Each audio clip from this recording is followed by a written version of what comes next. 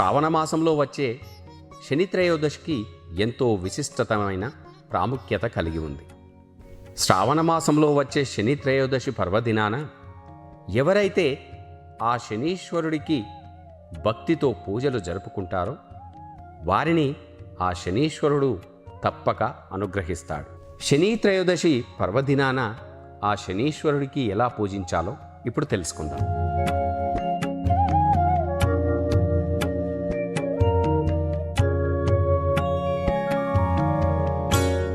నవగ్రహాలలో 7వ వాడైన శనీశ్వరుడు ఆ సూర్య భగవానునికి ఛాయాదేవికి కలిగిన కుమారుడని మన పురాణ తాళపత్రాలు చెబుతున్నాయి. శనీశ్వరుడి సోదరుడు యమధర్మరాజు, సోదరి యమున, ఇతని స్నేహితులు ఆంజనేయుడు, కాలభైరవుడు. శనీశ్వరుడికి ఇతర పేర్లు కూడా కలవు. కృషాను శౌరి, బబ్రు, రౌద్రాంతక, సూర్యపుత్ర, కశ్యపన గోత్రం అని పేర్లు కూడా పిలుచుకుంటారు భక్తులు. శని భగవానుడిని మనసారా పూజించి ఆరాధించే భక్తులను కష్టాల నుంచి గట్టెక్కించే ఏ కలంకము లేని కరుణామూర్తి శనీశ్వరుడు.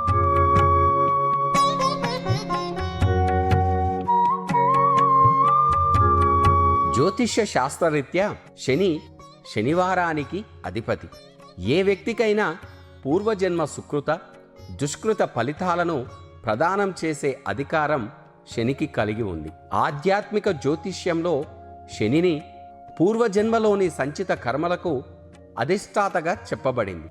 వ్యక్తి యొక్క శని దశల్లో ఆ వ్యక్తికి పూర్వజన్మలోని దుష్కర్మలకు సైతం దండన లభిస్తుంది. భౌతిక దృష్టిలో శని క్రూరుడిగా కనపడిన వాస్తవానికి అగ్ని పరీక్షకు గురి చేసే వ్యక్తికి సత్కర్ముల వైపు మళ్లిస్తాడు. నిష్పక్షపాతంగా ఉన్న న్యాయాధిపతిలా శని దండన విధిస్తాడు. బుధుడి సంచారంతో ఈ రాశులకు అఖండ ధనయోగం.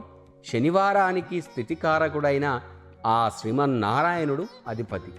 త్రయోదశికి అధిపతి కామదేవుడు అంటే శివుడు.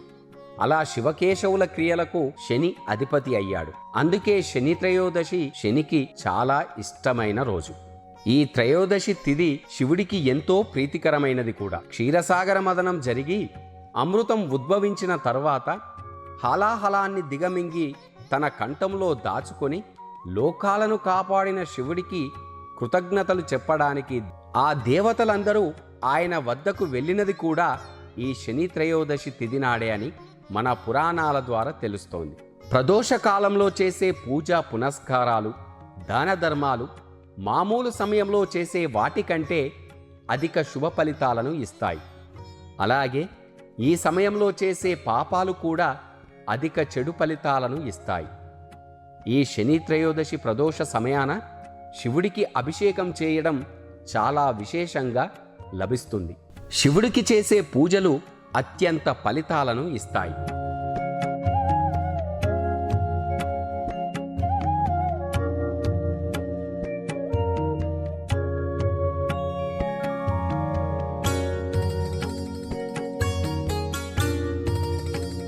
జాతకరీత్యా శనిదోషంతో బాధపడేవారు ఏలినాటి శని, అష్టమ శని, అర్ధాష్టమ శని వలన పీడింపబడుతున్నారో అటువంటి వారు ఈరోజు శని పరిహారాలు చేయడం చాలా ఉత్తమం. నువ్వుల నూనెతో శనికి అభిషేకం చేయడం, శని త్రయోదశి రోజున ఉపవాసం ఉండడం, రావి చెట్టుకి ప్రదక్షిణాలు చేసి ఆవు నూనెతో దీపం పెట్టడం, నువ్వుల నూనెలో ముఖం చూసుకొని ఆ నూనెను దానం చేయడం, నల్ల కాకులకు అన్నం పెట్టడం, నల్ల కుక్కలకు అన్నం పెట్టడం, నల్లని గొడుగు, నల్లని వస్త్రాలు, తోలు వస్తువులు, నవధాన్యాలు, ఇనుముకు సంబంధించిన వస్తువులను పేదవారికి దానం చేయడం వలన శనిగ్రహ దోషాల వలన బాధపడుతున్న వారు ఆ శనీశ్వరుడి అనుగ్రహం పొందుతారు.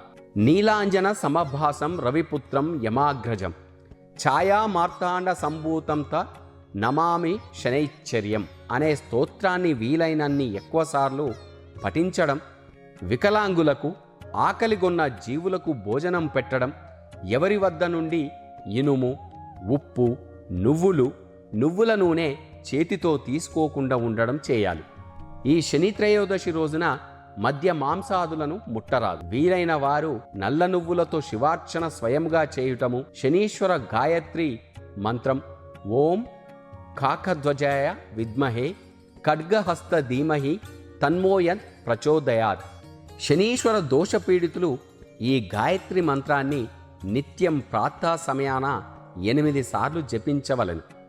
ఈ విధంగా శనిని పూజించి ఆరాధిస్తే బద్ధకం, చెడు ఆలోచనలు, రోగాలు, అపమృత్యు దోషము, దారిద్ర్యం తొలగుతాయి.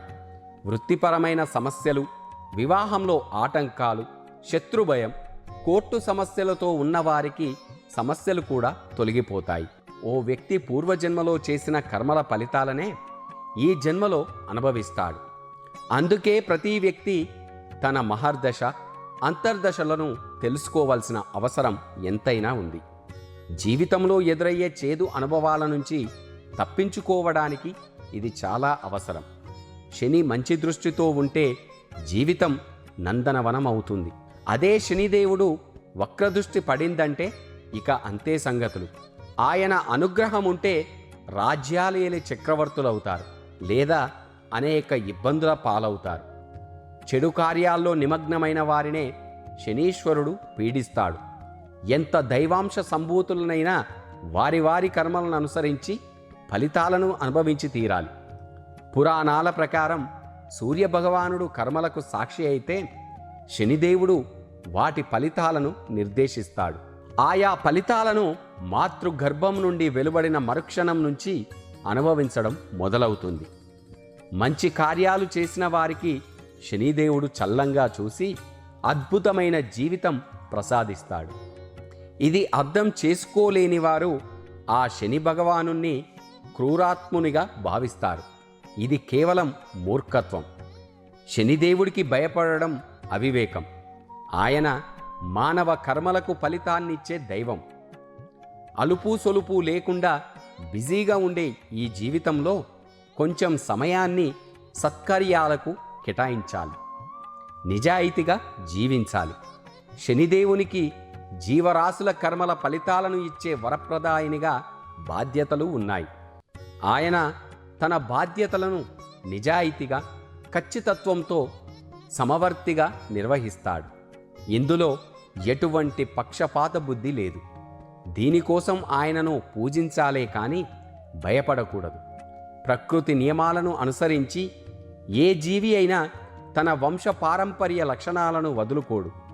శనిదేవుడు మంచి మార్గంలో నడిచే మానవులకు సేవకుడిలా, ముక్తిధామానికి కొనిపోయే మార్గదర్శిలా కూడా పనిచేస్తాడు. ఆ శనిదేవుని అనుగ్రహం పొందడానికి ఎన్నో మార్గాలు ఉన్నాయి. ఓర్పు, సహనం ముఖ్యం. మంచి కన్నా చెడు రాజ్యమేలే కలియుగంలో ఆ శనీశ్వరుడి అనుగ్రహం సంపాదించాలంటే ఓర్పు, సహనం ఉండాలి. అవినీతి, అపసవ్య మార్గాలలో పనులు సాధించాలనుకునేవారు, ధనార్జన చేసేవారు తొలుత విజయం పొందగలిగిన చివరకు దక్కించుకునేది అశాంతినే. తాత్కాలిక విజయాలు సాధించిన వారు ఆ శనిదేవుడి కోర్టులో తప్పక శిక్షింపబడతారు. మానవులు తాము చేసిన ప్రతి దుష్కర్మకు జవాబు చెప్పి తీరాల్సిందే. అక్కడ ఏ దేవుడు శనీశ్వరుడి బారి నుంచి తప్పించలేడు. ఆయన ఒక్కసారి తీర్పు ప్రకటిస్తే దానికి తిరుగులేదు. ఈ త్రిమూర్తులలో ఎవరూ దానిని సరిచేయలేరు, కనీసం అడ్డుకొనులేరు కూడా. ఈ శనివారం రోజున వచ్చే శని త్రయోదశి రోజున ఆ శనీశ్వరుడికి పైన చెప్పిన విధంగా పూజలు జరుపుకుంటే ఆ శనీశ్వరుడి ఆశీస్సులు మనపై ఎప్పుడూ ఉంటాయి. ఓం శనైశ్చరై నమః.